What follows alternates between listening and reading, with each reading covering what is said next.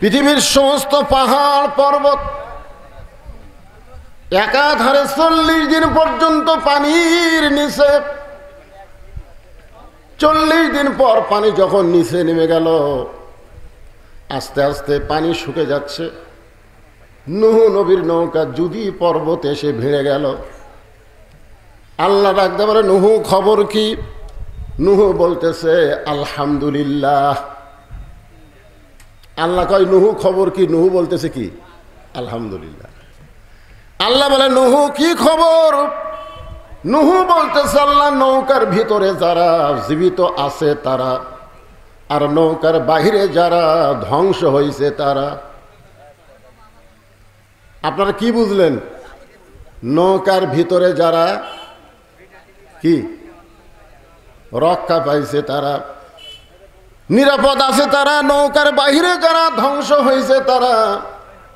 আল্লাহ ডাক বলে, নূহ রে, তাহলে এই বুড়িটার খবর কি? নূহ বলতেছে, আল্লাহ আমার মনই নেই। এখন কি নাই? দেখছেন, কঠিন বিপদ যখন আসে তখন একটা নবী পর্যন্ত ভুলে যায়। আপনারা বলেন তো, হাসরের ময়দানের বিপদ সহজ না কঠিন? তাহলে ওই বিপদে পীর সাহেব মুরিদও খেয়াল থবি? আপনার এখন থবে? কতগুলা বলে না, আমার কোনো টেনশন নাই, পীর ধরছি। নূহ নবী বলতেছে, আল্লাহ আমার মনই নাই। আল্লাহ বলে, নূহ তাহলে বুড়ির খবর কি? নূহ বলতেছে, সবাই যখন ধ্বংস হয়ে গেছে নৌকার বাহিরে, বুড়িটাও ধ্বংস হয়ে গেছে। আল্লাহ বলে, নূহ আজগুবি কোনো কথা বলা যাবে না। কথা বলতে গেলে তদন্ত করে কথা বলতে হবে। সুবহানাল্লাহ। কম আজগুবি, আমাদের বাংলাদেশে আমরা আজগুবি কথা বলি। আজগুবি যে কোনো কথা আপনি বলবেন, কথা তদন্ত করে বলার দরকার আছে না নাই? জোরে কেন আছে? কথা কেন আছে না নাই? আজকে আমাদের বাংলাদেশে অনেক বিষয় আমরা কোনো তদন্ত করি না, বিনা তদন্তে আমরা রিপোর্ট দেই। আজকে যারা কোরআনের মাহফিল এসেছেন, তদন্ত বিষয়টা একটু মনোযোগ দিয়ে খেয়াল করবেন। আল্লাহ বলে, নূহ আজগুবি কোনো কথা বলা যাবে না, তদন্ত করো। নূহ নবী তদন্ত করতে এসে দেখে বুড়ি তো দূরের কথা, বুড়ির বাড়িটাও পর্যন্ত কিছুই হয় নাই। পাহাড়ের উপরে পানি চলে গেল। আর একটা ঝুবড়ি বাড়ি, সেই বাড়িটাই কিছু হলো না। নূহ ডাক দিলেন, বুড়িমা। সঙ্গে সঙ্গে বুড়ি টোপলা নিয়ে হাজির। নূহ বলতেছে, বুড়িমা টোপলা কেন? বুড়ি বলতেছে, আগে থেকেই সাইজ হয়ে আছি, তুমি কখন ডাক দিবে আর গজব যখন আসবে তখন টোপলা সামাল করতে আমার দেরি হবে, সেদিন আগে থেকেই সাইজ। আল্লাহ বলতেছেন, ইয়া আইয়ুহাল্লাযীনা আমানুত্তাকুল্লাহা হাক্কা তুকাতিহি ওয়া লা তামুতুন্না ইল্লা ওয়া আনতুম মুসলিমুন। আল্লাহ বলতেছেন, মুসলমান না হয়ে মরো না। আমরা কখন মরবো কেউ জানি? এই জোরে কোন কেউ জানি? তাহলে আমরা যদি না জানি কখন মৃত্যু হবে, তাহলে মুসলমান আমাদের হওয়ার জন্যে আমরা টোপলা বান্দার মতন কি ঈমান আমল ঠিক রাখছি? আপনারা কি মনে করতেছেন? বর্তমান যে পরিবেশ বাংলাদেশে চলতেছে, এই পরিবেশে এখন যদি আজরাইল আমাকে জান কবজ করবার আসে, আমরা কি করব? ও বাবা রে, মারে, ও বাবা আজরাইল রে।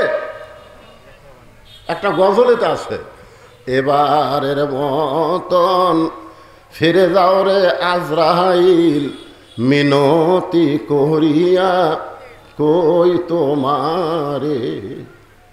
নূহ বললেন, বুড়িমা বন্যা গজব শেষ হয়ে গেছে, বন্যা গজব শেষ হয়ে গেছে।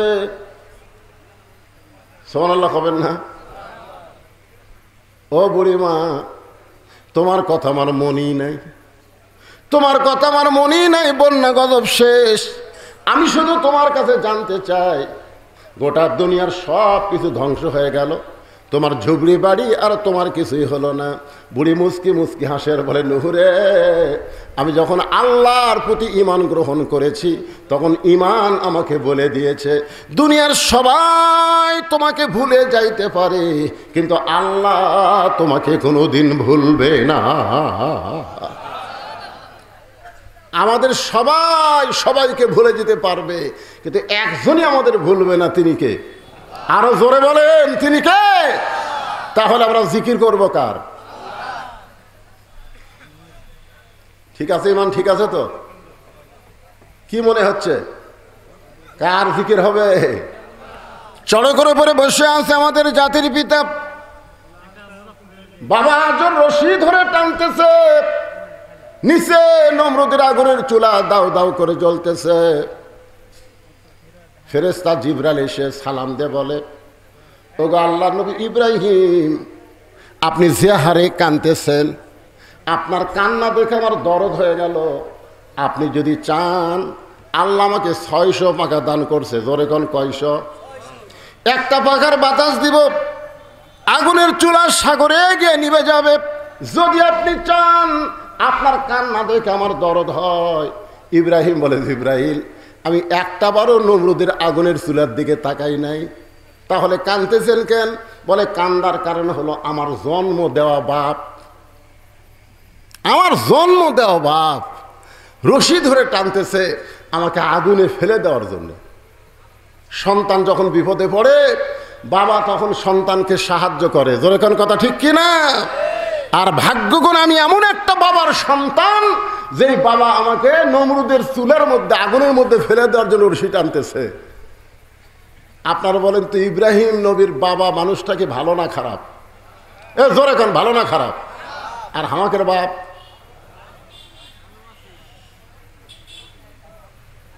যেই বাবা নিজে নামাজ পড়ে, ছেলে নামাজ পড়ে না, এই বাবা ইব্রাহিম নবীর বাবার চাইতো খারাপ বাপ। যে বাবা তার সন্তানকে একদম বাগদম প্রাইমারি ভর্তি করে দেয়, হাফেজি মাদ্রাসায় ভর্তি করে দেয় না, এই বাপ ইব্রাহিম নবীর বাপের চাইতো খারাপ বাপ। কথা কর না কেন? এইবার কথা বন্ধ হলো কেন?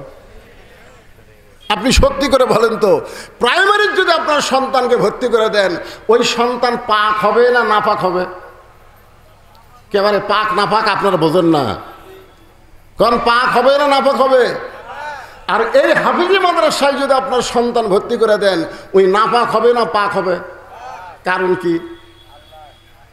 কারণ হাফিজি মাদ্রাসায় যে শিক্ষা দেওয়া হয়, সেইটা ধরবার গেলেই পবিত্র হইয়া ধরা লাগবে। জোরে কোন কথা ঠিক? কথা কন। আল্লাহ কোরআনে বলেছে, লা ইয়ামুসসুহু ইল্লাল মুতাহহারুন, ততক্ষণ পর্যন্ত তুমি পবিত্র না হবে ততক্ষণ কোরআন স্পর্শই করতে পারবে না। যেই কোরআন ধরতে গেলে পবিত্র হতে হয়, সেই কোরআনের সমাজ যদি বাংলাদেশে চালু হয়, বাংলাদেশ কেমন দেশ হবে এটা বাংলার মুসলমান কল্পনাই করতে পারতেছে না। জোরে কোন কথা ঠিক কিনা? একবার যদি কল্পনায় আনতে পারত, তাহলে মানুষের তৈরি আইন এইটা গ্রহণ করতো না। আল্লাহর কোরআন আইন বাস্তবায়ন করার জন্য নিজের জীবন আল্লাহ রাস্তায় কুরবানি দিয়ে দিত। জোরে কোন কথা ঠিক কিনা? কারণ আল্লাহ রাসূল বলেছেন, মান সাআলাল্লাহু তাআলা আশ-শাহাদাতি বিসিদকিন বাল্লাগাহুল্লাহু মানাজিলাশ শুহাদা ওয়া মাতা আলা ফিরাশিহি।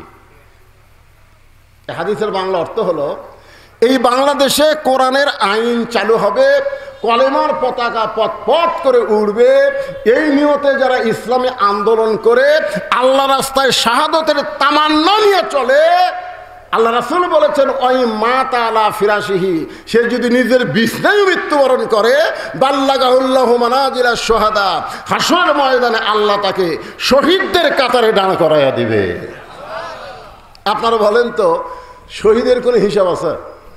এ কথা কর না, শহীদের কোনো হিসাব আছে? আর যারা আল্লাহ রাস্তায় শহীদ হয়, তাদের মৃত্যুর কোনো যন্ত্রণা হয়? এ বাংলাদেশের কতকগুলা কোরআনের পাখিদেরকে ফাঁসি দেওয়া হলো, ফাঁসি দেওয়ার পরে আপনারা তাদেরকে দেখছেন? দেখেননি? মানুষ মরার সময় মুখ বেকা টেকা বহু কিছু করে মরে যায়। জোরে কোন কথা ঠিক কিনা? হ্যাঁ ভাইজান, একটু মনোযোগ দিয়ে কথাগুলো শুনবেন। ফাযকুরুনি আযকুরুকুম ওয়াশকুরুলি ওয়ালা তাকফুরুন। এই আয়াতটাকে নিয়ে আপনাদের সামনে আলোচনা করতেছি। বাবা আমাকে রশি ধরে টানতেছে আগুনে ফেলে দেওয়ার জন্যে। রে জিবরাইল, নমরুদের চুলার দিকে আমি একবারও তাকাই নাই, কারণ আমার ঈমান বলতেছে আগুনের মালিক নমরুদ না, আগুনের মালিককে। সবাই বলেন আগুনের মালিককে। নমরুদ আগুন জ্বালাবার পারবে, কিন্তু পুরানোর ক্ষমতা নমরুদের হাতে নাই। হাসবি আল্লাহ, পড়েন হাসবি আল্লাহ নিমাল ওয়াকিল অনিমাল মৌলা অনিমান নাসির। আল্লাহু আকবার কর না আপনারা, কি কথা রে ভাই? আমি শুনলাম এলাকাত নাকি কোরআনের দলের লোক বেশি, আর কোরআনের আয়াত তেলাওয়াত হয়, আল্লাহু আকবার কয় না। বাংলাদেশে বড় বড় দল যেগুলো আছে, যাকে আমরা বড় বড় দল বলি, এই বড় বড় দলের মধ্যে আল্লাহু আকবার নাই। জোরে কোন কথা, ঠিক কথা কর না কেন? হ্যাঁ, ওরকে বহু মিছিল আমরা শুনছি, জীবনে কোনোদিন আল্লাহু আকবার শুনছেন? যদি কেউ ভুল করে আল্লাহু আকবার দেয়, ইচ্ছা করে তো দিবি না, ভুল করে যদি দেয় ও ঘাট ধরে বের করে দিবি। কিন্তু আমাদের দলের তো এই স্লোগান নাই। তা আপনারা কি সেই দলের মানুষ? কোরআনের আয়াত শুনলে ঈমান বাড়ে না কমে? একই কথা কয়দিন শুনবে? আল্লাহর কোরআনের আয়াতটাকে শুনেন, দেখি আপনাকে ঈমান কি বোঝে। ইন্নামাল মুমিনুনা আল্লাযীনা ইযা যুকিরাল্লাহু ওয়াজিলাত কুলুবুহুম ওয়া ইযা তুলিয়াত আলাইহিম আয়াতুহু জাদাতুহুম ঈমানা ওয়া আলা রাব্বিহিম ইয়াতাওয়াক্কালুন। আল্লাহ কয়, ইব্রাহিম তোমার ঈমানের যে পাওয়ার, নমরুদের আগুনের সেই পাওয়ারই নেই। তোমার ঈমানের পাওয়ারের কাছে আগুনের পাওয়ার ঠান্ডা হয়ে গেল। আমি আল্লাহ ঘোষণা করলাম, কুল্লা ইয়া নারু কুনি বারদান ওয়া সালামান আলা ইব্রাহিম। আগুনের চুলার উপরে ইব্রাহিম নবী স্মরণ করছে কাকে? জিকির করছে কার? আল্লাহকে। আসমানে ভুলে গেছে নাকি? আসমান থেকে আগুনকে শান্তিদায়ক বানায় দিল। আমরা সে আল্লাহর জিকির করব। এখন জিকির সম্পর্কে কোরআনে একটা আয়াত আপনাদের সামনে বলতেছি, দেখেন। আল্লাহ বলতেছেন, ইন্না নাহনু নাযালনা যিকরা ওয়া ইন্না লাহু লাহাফিজুন। এই আয়াতের মধ্যে কি বলা হচ্ছে? ইন্না নাহনু নাযালনা যিকরা। আপনারা বলেন তো এই আয়াতে জিকির মানে কি? হ্যাঁ, দুই একজন কনকে, বাদ বাকি লোক কি বোবা নাকি? বোবা। তাহলে প্রথম আয়াতে জিকির মানে স্মরণ, আয়াতে জিকির মানে কোরআন। তাহলে কোরআনকে আল্লাহ জিকির হিসাবে নাজিল করেছে। এই কোরআন হেফাজতের দায়িত্ব দুনিয়ার কোনো মানুষের হাতে রাখে নাই। কোরআন হেফাজতের দায়িত্ব কার? আল্লাহ যদি ঠান্ডা বাতাস দেয়, আপনাকে কোনো অসুবিধা দেখে ভাইরা? আমি তো বৈশাখ মাসের মাহফিলে আমি বলে দিই, এই যে উপরে যে কাপড় টাঙ্গাইনি, এই যে কাপড়, আমি এই সপ্তাহে যে কয়টা মাহফিল করছি, খালি আজগাড্ডার উপর কাপড় দেখতেছি। বক্তা বসে থাকবে, এডি থাকবে কাপড়, আর এই জায়গায় খালি লাঠি পুতবি আর আলোর বাতি দিবি। সামান্য বাতাস ওটা কাপড় দিতে ছেড়ে এখন এরা করবে হাঁ করে এই টাকা দাও, মাঝে সাথে আদায়ের টাকা ওরকম দিতে শেষ। কারণ বৈশাখ মাসের বাতাস তো এ আক্কেল নাই, দোরখান কথা ঠিক কিনা, ভিতরে ঘুর ভিতরে পাঙা দিয়ে তুলে যায়। বাতাস হোক, যে আবহাওয়া গরম আবহাওয়া হয়েছে, একটু বাতাস হোক। আপনার উপর দিক না তাকায় এই কালো মানুষের দিকে একটু তাকায় থাকেন। অসুস্থতা নিয়ে আলোচনা করতে যে ভাইজান, একটু মনোযোগ দিয়ে শুনবেন। তাহলে এখানে জিকির মানে কি? ইন্না, আরেকবার কই আয়াতটা কই, তাহলে বুঝতে পারবেন। ইন্না নাহনু নাযালনা যিকরা ওয়া ইন্না লাহু লাহাফিজুন। এখানে জিকির মানে আপনার সবাই এক বাক্যে বলেন কোরআন, জোরে বলেন। এই কোরআন হেফাজতের দায়িত্ব কার?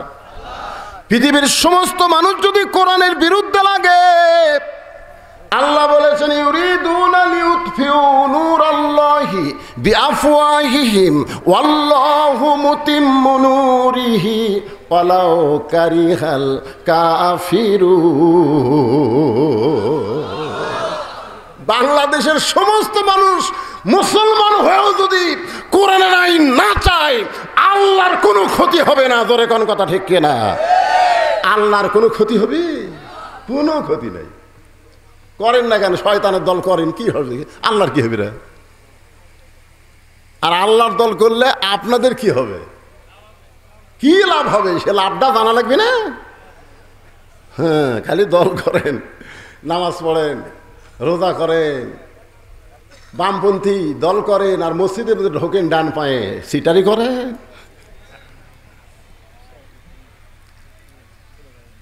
শোনেন, প্রথম একটা আয়াত নাজিল হলো, রাসূল তখন মদিনায় নামাজ পড়াচ্ছেন। আয়াতটা নামাজের মধ্যে আল্লাহ তাআলা রাসূলের উপর নাজিল করলেন, নামাজের ভিতরেই আল্লাহ ওহী নাজিল করলো। আয়াতটা হলো ইয়া আইয়ুহান নাবিয়্যু হারজিল মুমিনিনা আলাল কিতাল। আমার আগে সাফি ওয়াজ করলো না, সাফি খালি না, বাংলাদেশের অধিকাংশ বক্তারা এই ভুলটা করে। বলে মুনাফিক সর্দার হলো আব্দুল্লাহ ইবনে উবাই। আব্দুল্লাহ ইবনে উবাই হলো একজন সাহাবী। আব্দুল্লাহ ইবনে উবাই হলো একজন সাহাবী। উবাইয়ের বেটা আব্দুল্লাহ, উনি আব্দুল্লাহ ভালো মানুষ, কিন্তু উবাই ইবনে খলফ যিনি মুনাফিকের সর্দার, তার নাম হলো উবাই ইবনে খলফ। জোরে কোন নাম কি? আর এক জায়গাতে আছে উবাই ইবনে সলুল। হ্যাঁ, উবাই ইবনে সলুল না উবাই ইবনে খলফ। আর আব্দুল্লাহ ইবনে উবাই একজন সাহাবী। আর আমরা একটা সাহাবী খালি মুনাফিক মুনাফিক বলে যাচ্ছি। আমার কথা কি বুঝতে পারছেন? হ্যাঁ, তো উবাই ইবনে খলফ সামনে কাতারে নামাজ পড়ে, টুপি ঠিক, দাড়ি ঠিক, জুব্বা ঠিক, পাগড়িও ঠিক। এখানে আবু বকর রাদিয়াল্লাহর পাশে নামাজ পড়ে। আয়াত যখন নামাজের মধ্যে নবীর উপর নাজিল হলো, তখন নবী নামাজের সালাম ফিরে সাহাবীর দিকে মুখ করলেন। মুখ করে বললেন, সাহাবীরা, আল্লাহ পাক একটা আয়াত আজকে নামাজের মধ্যে আমার উপর নাজিল করেছে। সাহাবীরা তো আশ্চর্য হয়ে বললেন, হুজুর, আল্লাহ কি আয়াত নাজিল করলো আপনি আমাদের বলেন। আল্লাহ নবী বললেন, তাহলে সাইদ হয়ে তোমরা শোনো। এই আয়াতটা হলো সাইদ হওয়ার আয়াত। জোরে কোন কি হওয়া? সাইদ হওয়া। খালি জামাতবদ্ধভাবে নামাজ পড়লে হবে না, কাতার সোজা করে নামাজ পড়লে হবে না, জামাতবদ্ধভাবে কাফের বেঈমানদের বিরুদ্ধে অস্ত্র ধারণ করা লাগবে। কারণ মক্কার কাফেরেরা যে কোনো সময় মদিনা আক্রমণ করতে পারে, আর মদিনা আক্রমণ করলে ইন্নাল্লাহা মা'আস সাবিরিন, ধৈর্যশীলদের সঙ্গে আল্লাহ আছে। আজকে আমাদের গোটা বাংলাদেশ ভারত আক্রমণ করেছে, প্রতিবেশী ভারত আমাদের গোটা বাংলাদেশ আক্রমণ করেছে। আপনার বলতেছেন, হুজুর কি দিয়ে আক্রমণ করলো? ভারত তো আমাকে সাহায্যকারী, ভারত আমাকে প্রতিবেশী। আপনি জানেন না, ভারত অস্ত্রের চাইতে মারাত্মক অস্ত্র দিয়া আমাদের বাংলাদেশকে আক্রমণ করে আমাদের ঘরের বউ পর করে দিছে। কথা কন না কেন ভাই? আপনাকে গ্রামত কি ডিশের লাইন নাই? আপনি যাই আজকে ভোগ কবেন যে বজরিশিতে এত ওয়াজ শুনিস, অমুক ভক্তের এত ওয়াজ শুনিস, পর্দার এত ওয়াজ শুনিস, আজ থেকে ভারতের 2টা চ্যানেল বাদ দিবি, স্টার জলসার জি বাংলা, এই 2 চ্যানেল দেখা হবে না। খালি এই কথা কবেন, দেখবেন তো বউ আপনার পক্ষে আছে না চ্যানেলের পক্ষে গেছে। আপনি খালি এটা খেয়াল করবেন। শোনেন, মেয়ে মানুষকে যদি দখল করে, মরদ মানুষ দখল হতে কোনো দেরি নাই। কারণ মেয়া দিয়েই বাংলাদেশ চলতেছে। তোর কোন কথা ঠিক কিনা ভাই? কিভাবে দেখছেন? ভারত আমাকে যুদ্ধ করা লাগবে কে রে? এমনভাবে মাল দিয়া দিচ্ছে আমাদের ছেলেমেয়েকে, যুবকদেরকে। যুবকগুলা সব নষ্ট হয়ে গেছে। একটু মনোযোগ দিয়ে কথাগুলো শুনবেন। যদি মক্কা মদিনায় আক্রমণ করে, দোয়া দরুদ দিয়া মদিনা রক্ষা করা যাবে না।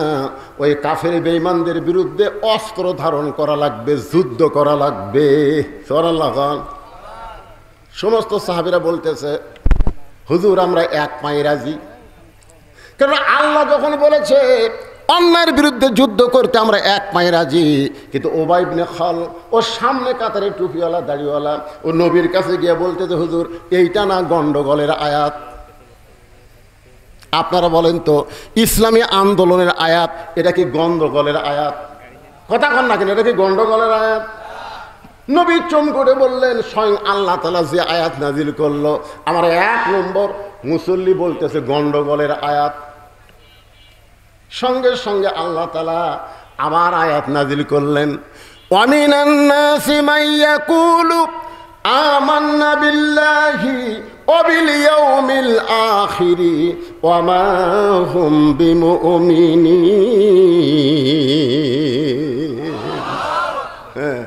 মানুষের মধ্যে অনেক টুপিওয়ালা দাড়িওয়ালা জুব্বাওয়ালা নামাজিওয়ালা থাকবে, আল্লাহ বিশ্বাস করবে, আখিরাত বিশ্বাস করবে। আল্লাহ বলেছে ওরা মুমিনই না, ওরা মুমিন নয়, ওরা হলো মুনাফিক।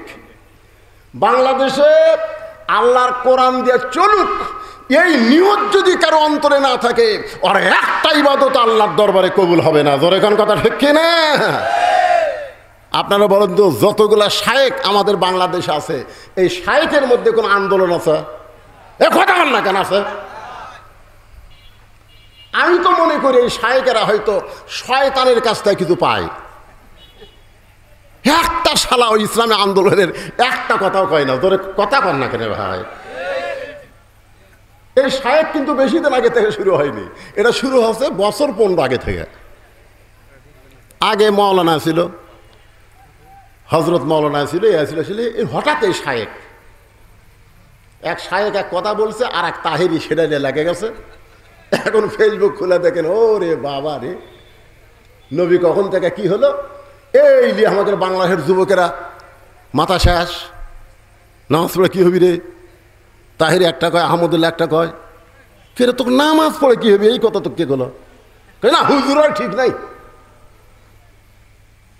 কি তুমি যত বড় আলেম হও, তোমার জবান দিয়ে যদি ইসলামী আন্দোলনের কথা না আসে, বাতিলের বিরুদ্ধে হকের পক্ষে কথা না আসে, তোমার একটা আমল আল্লাহর দরবারে কবুল হবে না। জোরে কোন কথা ঠিক না? ডাইরেক্ট যদি বলবার না পারো, আল্লাহ বলেছেন উদউ ইলা সাবিলি রাব্বিকা বিল হিকমা, বদরুল রশিদের মতন হিকমতের সাথে কও। জোরে কোন ঠিক না? আমি কি ডাইরেক্ট কই? আমি অ্যাঙ্গেলে মারি, তাই বলে কি হক কথা বলা লাগবে না? সবাই আমার সঙ্গে পড়েন কুল জাল হক, পড়েন কুল জাল হক ওয়া যাহাকাল বাতিল ইন্নাল বাতিলা কানা যাহুকা। তাহলে কোরআন হেফাজতের দায়িত্ব কার? মক্কার কাফেররা চেষ্টা করলো, যার উপর আল্লাহ কোরআন নাজিল করতেছে তাকে যদি হত্যা করা হয় তাহলে কোরআন এমনি দুনিয়া থেকে নিভে যাবে। আল্লাহ নবীকে হত্যা করার পরিকল্পনা করলো, অর্থাৎ কোরআনকে দুনিয়া থেকে বিদায় করার পরিকল্পনা করলো। গভীর রাত্রে মক্কার 37টা গোত্রের 37 জন নেতা আল্লাহ নবীর বাড়ির চারিধার ঘেরাও করলো এই জিকিরকে হত্যা করার জন্যে। আসলে নবী হত্যা না, আল্লাহর কোরআনকে দুনিয়া থেকে নিপাত করার চেষ্টা করলো। আমার কথা কি বুঝবার পারতেছেন? আল্লাহ বললেন হাবিব দীর্ঘ 13 বছর মক্কায় কলেমার দাওয়াত দিলেন, মুসলমানের সংখ্যা হলো মাত্র 320 জন। এইরকম দাওয়াত দেয় ইসলামের বিজয় সম্ভব না। ওরা যখন চাচ্ছে কোরআনকে নিপাত করতে, আপনাকে হত্যা করতে, আপনি গভীর রাত্রে মক্কা থেকে মদিনায় হিজরত করেন। ওই কাফেরদের চোখ ডাঙ্গায়া আল্লাহ নবী আবু বকরকে সঙ্গে করে মদিনায় চলে আসলেন। মাত্র 8 বছর পর আল্লাহ তাআলা যেই মক্কা থেকে নবীকে মদিনায় পাঠাইছিলেন ওই মক্কা আবার বিজয় দিয়ে দিলে। সবাই পড়েন আমার সঙ্গে ইজা জা আনাসরুল্লাহি ওয়াল ফাতুহ ওয়া রাআইতান নাসা ইয়াদখুলুনা ফি দীনিল্লাহি আফওয়াজা ফাসাব্বিহ বিহামদি রাব্বিকা ওয়াস্তাগফির ইন্নাহু কানা তাওয়াবা। এখন আপনাদের কাছে আমার একটা প্রশ্ন, সে প্রশ্নটা হলো, আপনারা বলেন তো, মক্কায় রাসূল কত বছর কলেমার দাওয়াত দিছে? আচ্ছা, আপনারা কি আমার কথা বুঝবার পারতেছেন না, না রাগ করে উত্তর দিচ্ছেন না? কোনটা কথা কন না, কথাগুলি তো সব। 13 বছর দাওয়াত দিয়ে মুসলমানের সংখ্যা হলো মাত্র 320 জন। তার মধ্যে 17 জনকে ওরা মারাই পিটাই মারিছে। 320 জনের মধ্যে কয়জন মারছে? 17 জনকে ওরা পিটাই মারিছে পারে। তাহলে 13 বছরের আয় হলো 303 জন। এই 303টা আয় নিয়ে নবী হিজরত করলেন মদিনায়। মদিনায় 8 বছরে 10,000 সাহাবী নিয়ে মক্কা বিজয় হয়ে গেল। তাহলে 13 বছরে 320 জন আর 8 বছরে 10,000। কোন ইসলাম? মক্কার ইসলাম না মদিনার ইসলাম? কোনটা চান আপনারা? কথা কয় না। মক্কার ইসলাম খালি পিটন খাওয়া, আর মদিনার ইসলাম খালি পিটন খাওয়া না, মারবো। আজকে বাংলাদেশে মক্কার ইসলাম চলতেছে খালি পিটন খাওয়ার ডাল, ধরে কোনো কথা ঠিক না? পিটন দেওয়ার ইসলাম নাই ভাই রে। যারা ইসলামে আন্দোলন করতেছে তারাও হেকমত অবলম্বন করতেছে। এই যে সামনে নির্বাচন, একজনও যায়নি। হেকমত করতে করতে আমি এক ওয়াজে বলি, চোর আসে চুরি করতেছে আর ওই হেকমত অবলম্বন করছে, ইন্নাল্লাহ মা'আস সাবিরিন, ধৈর্যশীলদের সঙ্গে আল্লাহ আছে। এই কয়ে ধৈর্য ধারণ করতেছে, এদিকে চোর সব নিয়ে চলে গেছে। ওই হেকমতে আছে, ওই হেকমতে আছে।